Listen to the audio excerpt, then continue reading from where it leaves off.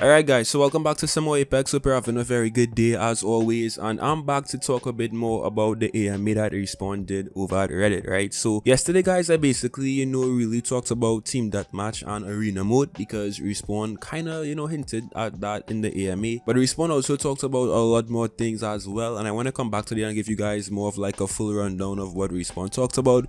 We have some bad news, we have some disappointing news as well, but not everything that Respawn talked about was bad. We still got some some positive news out of this AMA. Again, I actually said this yesterday, but if you guys haven't read this complete AMA and like you're interested in Apex content and just Apex news, I'll leave a link down below right now. Go check it out because Respawn did give us a lot of information in this AMA, and I'll kind of try to give you guys a summary of what took place in today's video, but I think you should still go and read it for yourself and kind of see what Respawn is all about. So let's not waste any time today guys, let's jump straight into the video. And first of all, we have some bad news, we have some disappointing news about cross progression. I kind of touched on this in yesterday's video as well, but because I know so many people watching this video really want to see cross progression in Apex, I think it's fair to actually come back and talk about it again. So Respawn surprisingly did touch on cross progression and did respond to a question about cross progression in this AMA, and they gave a very full response as well. It wasn't like a short response, it wasn't kind of like a guessing game. Respawn gave us some solid information on the progress of cross progression. See what I did there? Anyway, Respawn gave us some good information about this. So here's what Respawn said, and also guys, take into consideration the language that Respawn used when talking about cross progression. I wouldn't never say something is not possible, but it's certainly more challenging to add cross progression to a game that's been out for 2 years. A lot of people have accounts on various platforms, and trying to figure out the best way to pick or merge the account data is a challenge with many pros and cons. We're certainly looking into cross progression, and it's something that I think would be great for the game, but it's still a ways off most likely. I saw so many comments from you guys wanting to see cross progression in season 8, wanting to see cross progression in season 9, and based on this response that Respawn gave right here, I would say don't get your hopes up, because it seems like Respawn is still trying to figure out the logistics of bringing cross progression to Apex, which sucks because Apex has been out for 2 years now, and if you want to switch to a brand new platform, you basically have to spend money on everything over again. You have to get all of your skins again, heirlooms and stuff. And I feel like in 2021, I feel every single battle royale game, every single multiplayer game really should have some level of cross progression in it. So although Respawn just kind of said that it's gonna take a very long time for it to come and it's kind of difficult to bring, I hope Respawn really just gets it together really quick and brings this into the game, because cross progression would make a lot of Apex players just stay a bit longer, because they could switch between platforms, they can try out the PC or the Xbox or the PS4, and I feel like it just makes sense for a battle royale game as big as Apex to have cross progression in 2021, and it's just kind of like moving with the times. Destiny has cross progression, Warzone has cross progression, I believe Fortnite, obviously, I know I said the F word, but come on, Fortnite also has cross progression, and so many big games out right now have it, so I feel like Respawn also needs to have it.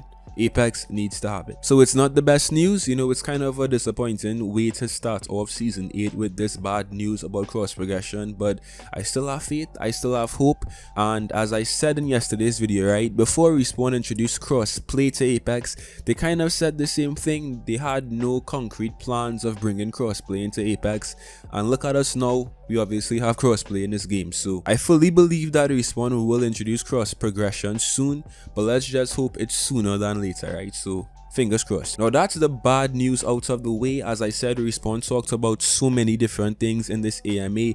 By the way guys, AMA means ask me anything, so Respawn talked about so many different topics in the AMA. They also talked about the meta in season 8, because someone asked why is there not a big change in the meta like there was in previous seasons, which is actually very true, because the patch notes in season 8 weren't as big, they weren't as game changing as like season 7 or even season 6. Like Respawn kind of kept the meta very similar in this season. We haven't seen many, drastic changes. The same legends are still good. Obviously, Horizon and Wraith, got some nerfs, and Loba got a buff, Rampart got a buff, and Octane's launchpad is now insane.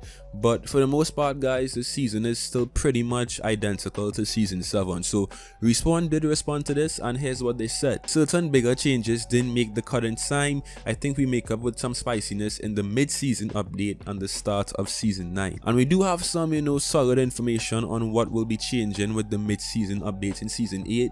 And one of those things is a Gibby nerf. When season 8 first dropped, Respawn did actually say that a Gibby nerf is on the way, and more specifically, a Gibby nerf where he actually has damage bleed through with his gun shield will be here very soon. And bleed through basically means that if someone hits Gibby's gun shield with like a Kraber shot, the gun shield will absorb some of the damage, but the rest of the damage will still, I guess, damage Gibby. So that's one change coming in the mid-season update that we know of so far, and most likely Respawn has a ton more changes in store for us. But yeah, that's why the season 8 meta hasn't changed that much. It's because really big changes just didn't make the cut in time. Now, for all of you guys out there who want to get next gen consoles, Respawn also did talk about their plans for next gen and what they plan to bring to Apex. So first of all, some great news actually to kind of make up for the bad cross progression news. 120 FPS is the goal for Respawn in next gen Apex, and that right there to me is insane news. One of the main reasons why everyone loves PC gaming so much is because of the frames per second. Console right now is basically at 60 FPS and below, and it's not even capped 60 FPS. Like sometimes you find the game dropping to like 25 FPS and stuff on console, so it's not a very good experience compared to the smooth frames that PC gets. So if Respawn gives us a capped 120 FPS on PlayStation 5 and Xbox Series S and X, I might just forget about PC and move straight to next gen. Respawn said that they can't promise anything right now, but with the core mechanics feel of Apex being such an important piece of the player experience, that this one is high on the priority list. So let's just hope that next gen gets 120 FPS. I feel like those consoles could definitely handle it, and I also think it's time for console gamers to actually have some, decent FPS when they're playing these battle royale games and these multiplayer FPS games as well. So this right here is some promising news for all of us on console. Now this next comment that Respawn made was really interesting to me because I've talked about this in several different videos. I've talked about this on Twitter. I basically talked about this a lot, right? And this is Wraith Nerfs. Respawn has been nerfing Wraith since Apex Legends basically came out. Like, I feel like Wraith has just been one of the most nerfed legends in this game. Obviously that's because Wraith has a very high win rate. Wraith has the best stats in terms of pick rate, win rate, encounter win rate, all of that stuff. Wraith is always like very high up, and that's really because of the type of legend that Wraith is, her abilities, her kit. It just makes Wraith a very effective player in really good hands, right? So someone basically asked Respawn, why the constant Wraith nerfs?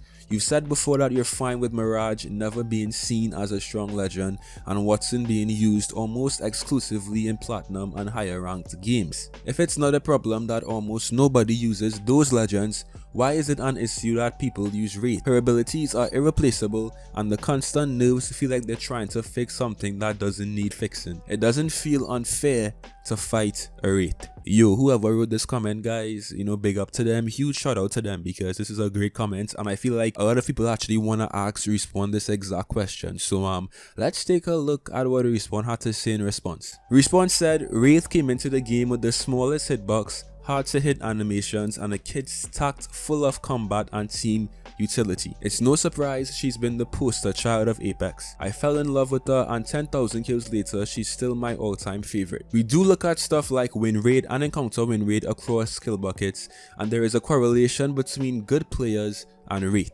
Balancing abilities should be looked at first and foremost, but Apex is a gun game and the variables that affect metrics the most are hitboxes and low profile or fortified. So after modifying abilities and animations and not seeing her come down at all as an outlier, we had to look elsewhere. We don't shoot for 50% encounter win rates across the board, and we know that players with different skill and gameplay styles will be drawn to different types of legends. but outliers both on the high end and low end should be brought in. So basically what Respawn is saying is that Wraith hasn't just been the best legend to play in this game, Wraith has been far ahead any other competition for a very long time. She's basically been on the other side of the spectrum, like just far away, always just dominating every single stat. That's what Respawn is saying, she's an outlier. So they tried to nerf her animations with the phase and stuff. They gave her the ninjutsu phase, and they actually, you know, that was a big change back in the day. They also changed how she ran. They took away her Naruto run, which was insane. And even after Respawn did all of those changes to Wraith,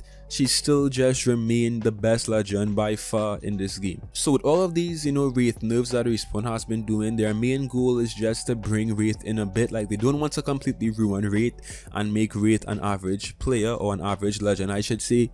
They just want to make Wraith not as far on the other side of the spectrum compared to different legends, which to me it does make sense. Like, if some legend is just, you know, having insane stats compared to everybody else, then yes, it does make sense. But it's going to be very difficult to do that because Wraith's abilities are just way too good in a game like Apex. Exactly what the guy actually said about Wraith, her abilities are just too good. Like, Respawn might eventually get to the point where they just do something really dumb and they make Wraith complete trash, and all of the Wraith mains just, you know, go into an uproar because of that. Like, Respawn needs to understand that in making a legend like Wraith, she is immediately going to be one of the best legends in the game, if not the best legend in the game. So I feel like what Respawn needs to do is, instead of nerfing Wraith and bringing Wraith in, just bring other legends up. Like, you know, buff legends, introduce stronger legends, make legends that are actually good and useful, and don't keep making average, you know, B tier legends like, you know, like Fuse.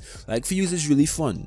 Fuse is good too, but compared to Wraith, he's just not on that level in terms of, you know, effectiveness on a team. Not to offend any Fuse mains, any Fuse players, but if we're being real, guys, you know, Wraith is just on a different level in terms of team effectiveness and importance on a team. So I feel like if Respawn were just to introduce stronger legends and really buff legends and make them achieve their maximum potential, I feel like Wraith being such a strong legend would not be an issue. I feel like Wraith being so strong is only really an issue because there are so much legends in this game that just aren't very good.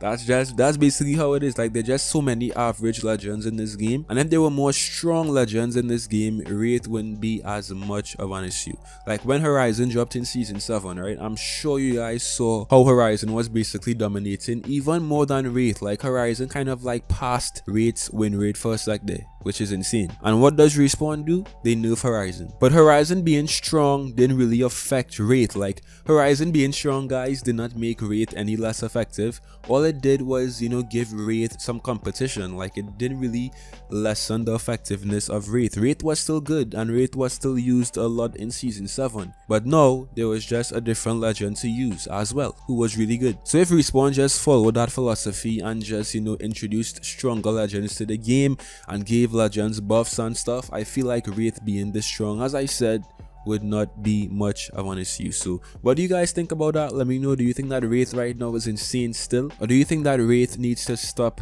getting nerfed as much? You guys saw what Respawn did to Pathfinder in season 5. Pathfinder was one of the only legends in this game who could really, you know, compete with Wraith in terms of, you know, win rate and all that stuff. And was he a little bit broken back in season 5? Maybe just a bit broken, but I feel like what Respawn did to him was way too drastic. And even though he did get some buffs along the way, he's just not the same right now. So Respawn, if you're watching this video, let's try that. Let's try buffing legends, introducing stronger legends, instead of nerfing everybody to be on the same playing field. That's just my thoughts, but what do you guys think about that? Now, on the topic of legend buffs, right?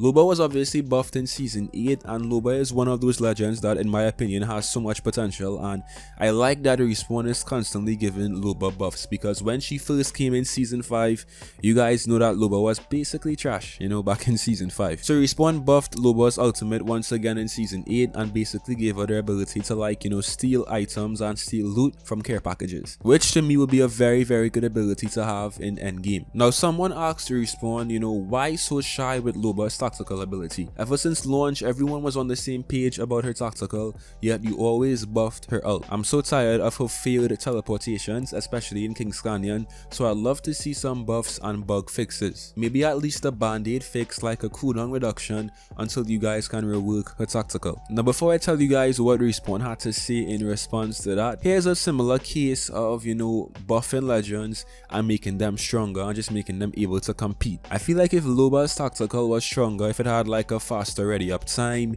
if it had a shorter cooldown maybe, I feel like Loba would be, honestly guys, possibly an A tier legend right now, because she's really good. She has a lot of usability, a lot of team effectiveness in this game. Like, I love to have a Loba on my team because of her abilities with loot and stuff.